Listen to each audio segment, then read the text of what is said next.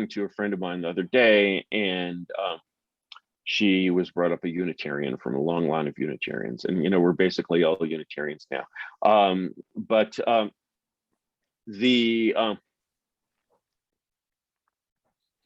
I was like, well, first of all, you probably don't talk a whole lot about God in your church, but if you do talk about God, you probably fairly rarely talk about serving God or obeying God, or especially fearing God. Yeah. and whereas like 200 years ago, if you wanted to say someone was a good person, you're like, that's a God-fearing man.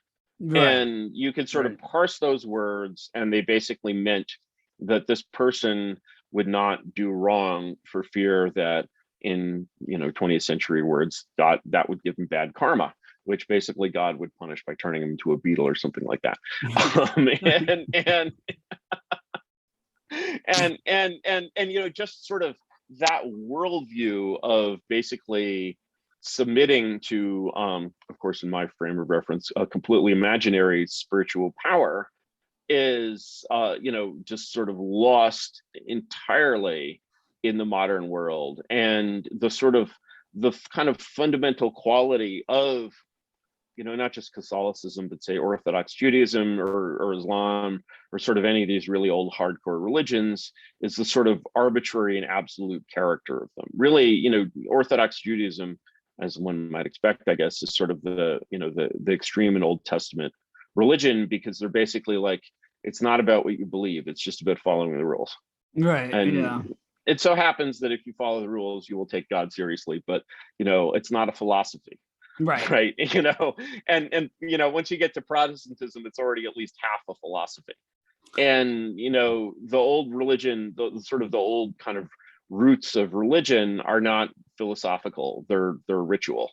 And they basically focus on, not on, like, there are many senses in which sort of once you stop fearing or serving or obeying God, but you still believe in God, you start to conceive yourself as almost like a peer of God, right? And so you're getting into this world where you're like fucking around with the first commandment, and this is, but this is sort of the way people see religion today. They see it as a kind of a form of philosophy. They see it, and they do not see it as basically a sort of arbitrary and terrifying power above you, which you must obey, at the cost of eternal hellfire. And it's so, like, once your religion turns into a philosophy, I'm like, first of all, I'm sorry, but that's a terrible philosophy. Occam's razor will cut you up every time. And Occam's razor will take you, and like, so why even, right? Let's just go all the way to atheism, right? Why stop at Protestantism? It's like the last subway stop before atheism anyway, right? And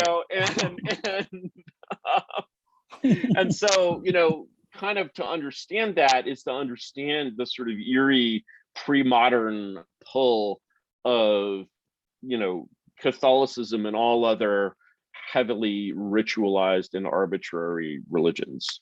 And so, what basically, and of course we know of the existence of this kind of religious thinking, but we think of it as like, we think of it as this like mummified straw man of itself, like people just going through this like, gobbledygook hum, total like abracadabra stuff, and not really, and we don't really understand the kind of spiritual sense in terms of like the spirit, the breath, the sense of like emotion. As you said, it's a very emotional, and like, actually this kind of religion is not dry at all. It's actually much less dry and much more kind of ecstatic than fucking Protestantism. And of course, many strains of Protestantism, like in, say, Pentecostalism, have become much more kind of ritual and much more like this sort of, like in Latin America, for example, as Catholicism has turned into this like sterile, largely Marxist philosophy. Sort of the Pentecostals have been making huge numbers of converts because they have an ecstatic, charismatic religion.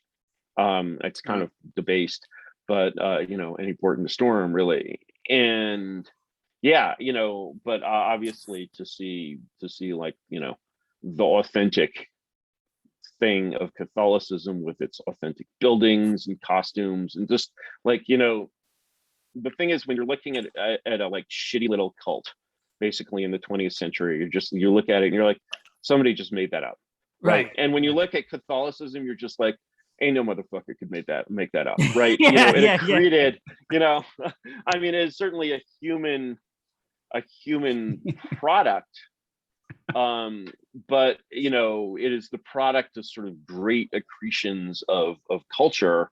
And have you guys been to Rome? Have you been to the Vatican or anything like that? Yeah, I've never been to the Vatican.